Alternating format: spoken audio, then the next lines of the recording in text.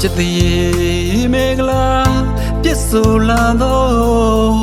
ဆရာတော်ဦးသုဒ္ဓမရဲ့ဝိဇာတမွေးနေမေကလာ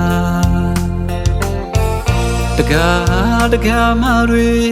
စီလို့စွာသက်ပေခညာလာတဲ့ဆရာတော်မွေးနေမေကလာပါရမီထူလာတဲ့ဆရာတော်ကယုဏတရားစီတဲ့ဆရာတော်နောင်လာနောင်သားများရဲ့စစ်စနာကတွေမှာပညာရေးတိုးပေါ်ထုံးကားဖို့ရေးပညာကုသိုလ်ပါရမီပြုံးထားတဲ့ဆရာတော်